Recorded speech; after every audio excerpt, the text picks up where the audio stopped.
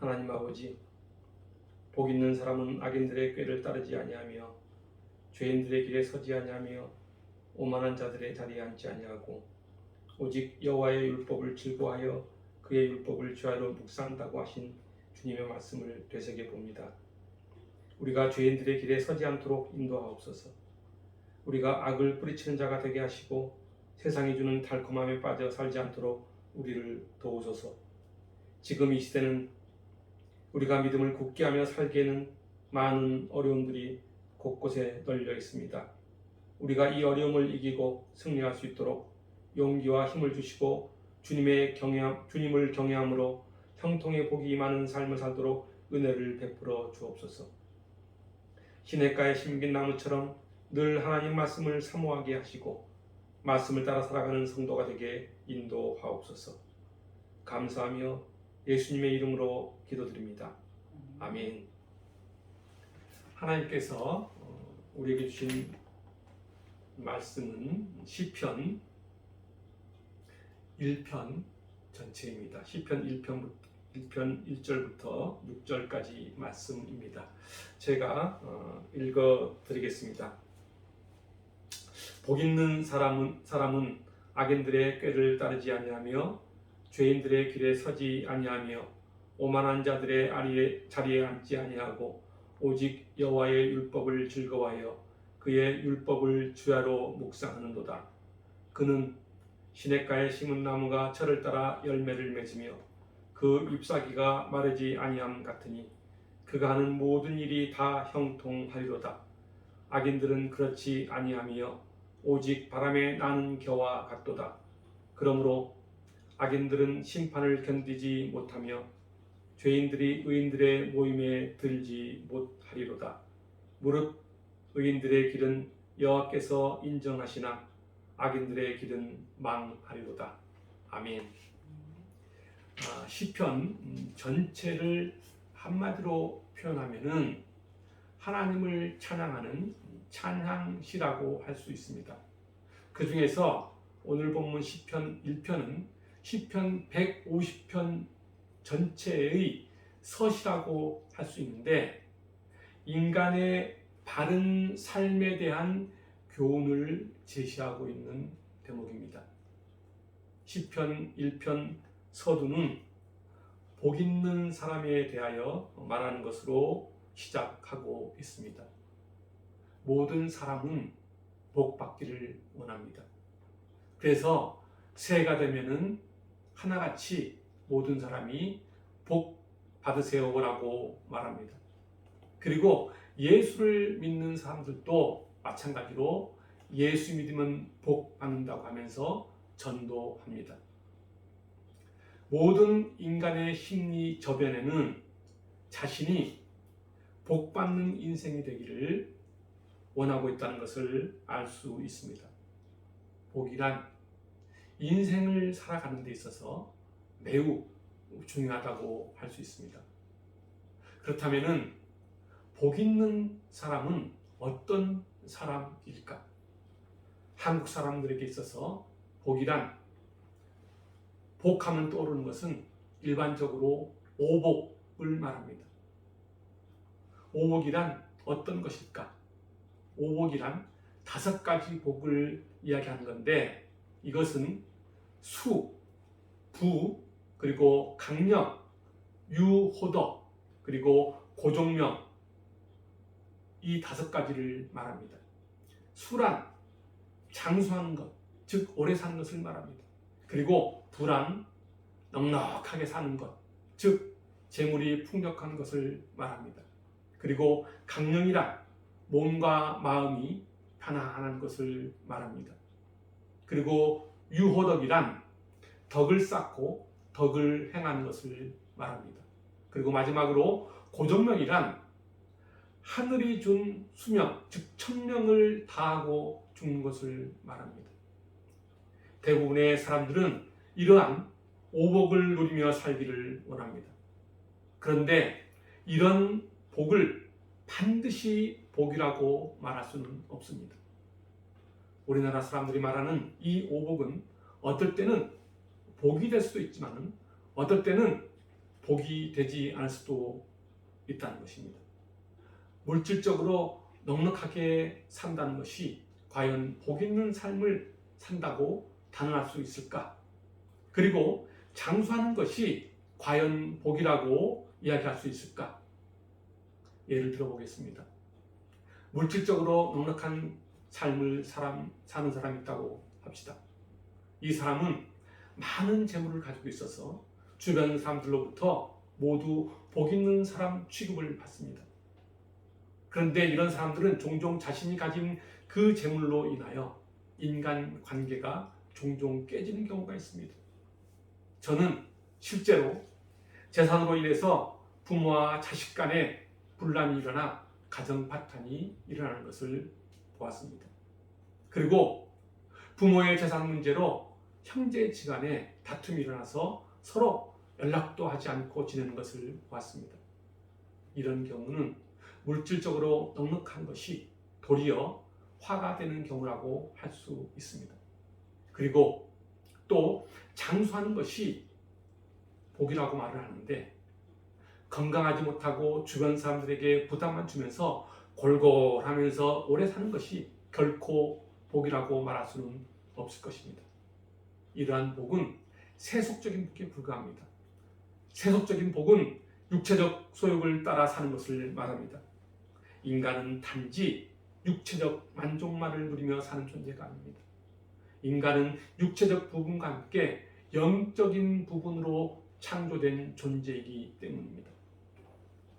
그러므로 인간에게 있어서 진정한 복은 육과 함께 영이 복을 누려야 하는 것입니다.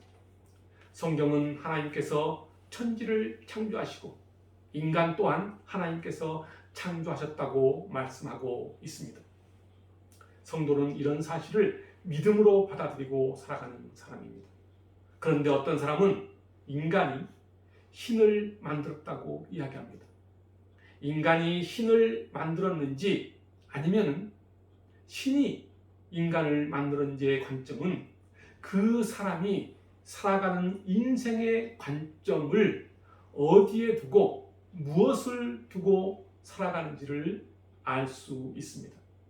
다시 말하면 세상적인 관점으로 살아가는 인생인가 아니면 하나님 중심으로 살아가는 인생인가를 알 수 있다는 것입니다. 러시아 작가 톨스토이는 청소년 시절까지 기독교 신앙으로 살았던 사람입니다. 그러나 그는 젊은 시절 한 사건으로 인해 기독교를 부정하고 신앙생활을 떠나 방탕한 삶을 살기 시작합니다. 한 친구가 찾아왔어. 자신이 발견한 중요한 것이 있는데 그 중요한 것이 바로 세상에서 신은 존재하지 않으며 우리가 신에 대하여 배워온 모든 것은 허구에 지나지 않는다는 것이었습니다. 한마디로 신은 인간이 만들었다는 이야기입니다. 이 말에 톨스토이는 공감하고 결국 그는 교회를 떠나게 됩니다.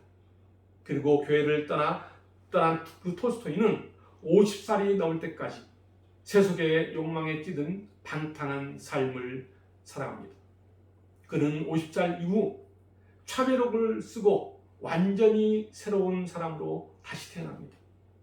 그는 나의 회심이라는 글에서 이렇게 고백합니다. 제가 읽어드리겠습니다. 5년 전 나는 정말 예수 그리스도를 나의 주님으로 받아들였다. 그리고 나서 나의 전 생애가 변했다. 이전에 욕망하던 것들을 욕망하지 않게 되고 오히려 이전에 추구하지 않았던 것들을 갈망하게 되었다. 이전에 좋게 보이던 것들이 좋지 않게 보이고 대수롭지 않게 보이던 것들이 이제는 중요한 것으로 보이게 되었다. 나는 소위 행운의 무지개를 찾아다니며 살았는데 그 허무함을 알게 되었다. 거짓으로 나를 꾸미는 것이나 여인들과의 성생활이나 술 취해 기분 좋아하는 것들을 더 이상 행복으로 간주할 수 없게 되었다. 그는 예수 그리스도를 만나고 새로운 생명과 새로운 목적을 가지고 새 인생을 살게 될 것입니다. 그렇습니다. 그는 그리스도의 말씀이 영원한 진리임을 깨달은 후 그의 모든 삶이 변화했던 것입니다. 이 세상에서 아무리 성공한 삶을 사는 사람일지라도 근본적으로 하나님과의 관계가 맺어지지 않으면 여전히 불안한 삶을 살 수밖에 없습니다. 하나님과의 관계가 끊어지면 삶에 있어서 그 어떤 것도 참된 의미를 발견할 수 없다는 것입니다. 구약 성경을 보면은 복이라는 단어가 45번이나 나오고 있습니다. 이 중에서 세속적인 번영이나 물질적인 축복을 나타내는 복의 개념인 히브리어 아슈레라는 단어를 39번이나 사용하고 있습니다. 이러한 사실을 보면은 성경은 결코 세속적인 번영이나 물질적인 축복을 무시하지 않는다는 점을 알 수 있습니다. 그럼에도 불구하고 성경은 이러한 세속적인 복의 개념을 초월합니다. 마태복음을 보면은 복의 의미를 이렇게 말씀하고 있습니다. 여기서 예수님은 진정한 복에 대하여 8가지로 말씀해 주고 있습니다. 마태복음 5장 3절부터 10절까지 말씀입니다. 심령이 가난한 자는 복이 있나니 천국이 그들의 것이며, 애통하는 자는 복이 있나니 그들이 위로를 받을 것이며, 온유한 자는 복이 있나니 그들이 땅을 기업으로 받을 것이며, 의에 줄이고 목마른 자는 복이 있나니 그들이 배부를 것이며, 긍휼히 여긴 자는 복이 있나니 그들이 긍휼히 여김을 받을 것이며, 마음이 청결한 자는 복이 있나니 그들이 하나님을 볼 것이며, 화평하게 하는 자는 복이 있나니 그들이 하나님의 아들이라 일컬음을 받을 것이며, 의를 위하여 박해를 받는 자는 복이 있나니 천국이 그들의 것이니라. 여기서 말하는 이 8복은 세속적인 복의 개념과는 전혀 다름을 알 수 있습니다. 가난, 애통, 핍박, 박해, 이와 같은 복은 세상적인 개념으로 볼 때는 불행이라고 할 수 있습니다. 그런데 성경에서는 그것을 복이라고 말씀하고 있습니다. 왜 그럴까요? 마태복음에서 말하는 8복은 한순간의 복을 의미하는 것이 아니라 영원의 복을 의미하는 것이기 때문입니다. 그리고 이 같은 복은 우리 인간에게 영원한 위로와 천국의 삶을 가져다 주기 때문입니다. 세속적인 복은 한시적입니다. 그리고 제한적입니다. 육체의 소멸과 함께 사라지는 복이 세속적인 복입니다. 그러나 성경에서 말하는 이 복은 영원히 소멸하지 않는 복입니다. 무한한 복입니다.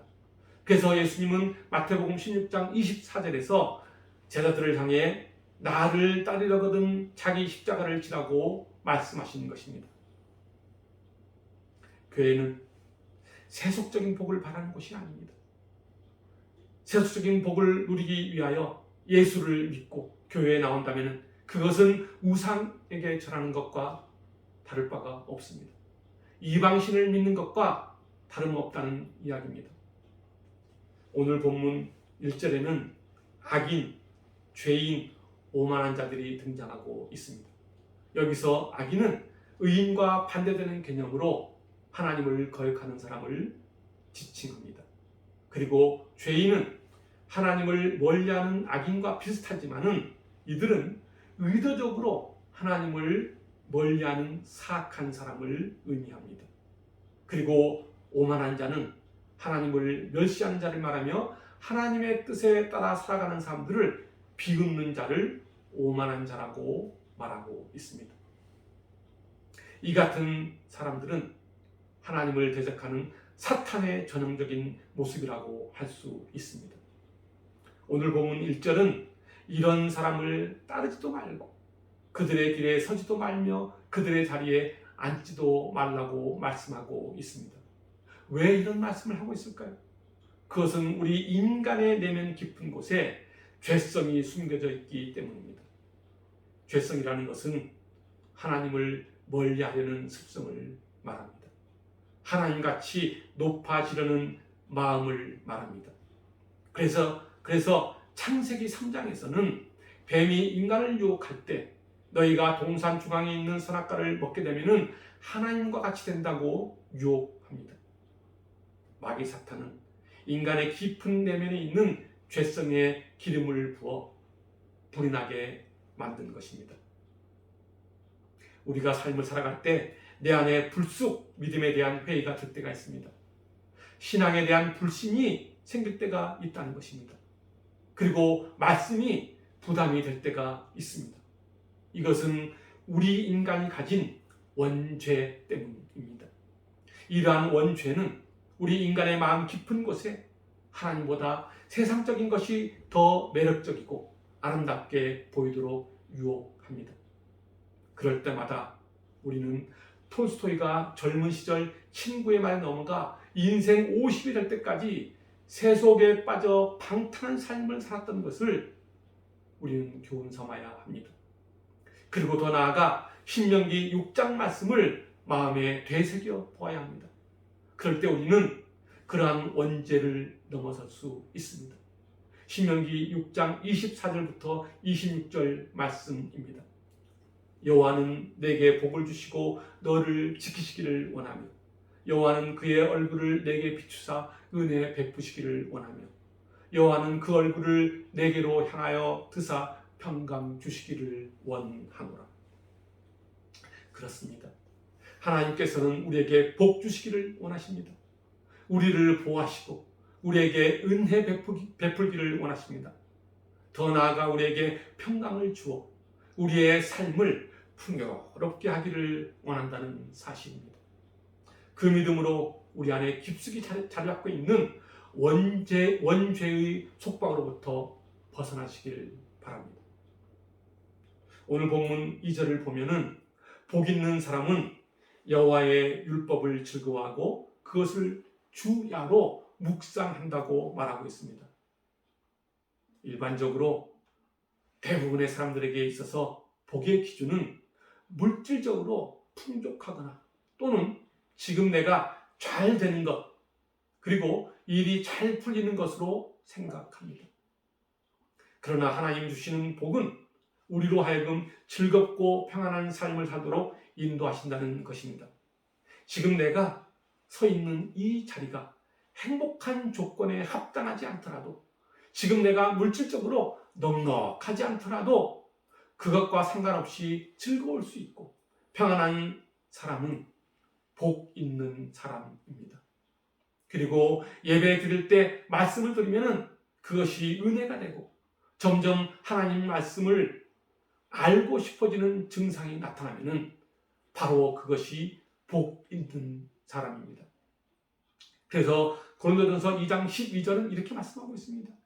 우리가 세상의 영을 받지 아니하고 오직 하나님으로부터 온 영을 받았으니 이는 우리로 하여금 하나님께서 우리에게 은혜로 주신 것들을 알게 하려 하심이라고 말씀하고 있습니다. 그렇습니다. 하나님의 영을 받은 사람이 바로 하나님의 은혜를 아는 사람입니다. 그런 사람은 과거의 자신을 돌아보며 옛날처럼 살려고 하지 않습니다. 옛날의 모습으로 돌아가지 않으려고 합니다.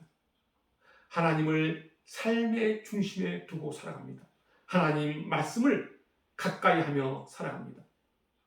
죄인의 길에 들어가고 싶지 않고 죄 짓는 것을 다 털어내고 싶어집니다. 그래서 이런 사람은 세상 방식에 매몰되어 살지 않습니다. 이런 사람을 한마디로 거듭난 사람이라고 이야기합니다. 코로나19로 세상이 뒤집어졌습니다. 경제와 문화뿐만 아니고 사람들의 생활 패턴도 변하게 만든 것이 바로 코로나19 상황입니다. 한국 교회도 코로나19로 커다란 변화를 가져왔습니다. 정말 큰 타격을 받았습니다. 그래서 지금 우리에게 닥친 코로나19 이 상황은 교회와 성도들에게 자신을 다시 한번 되돌아보도록 만들었습니다.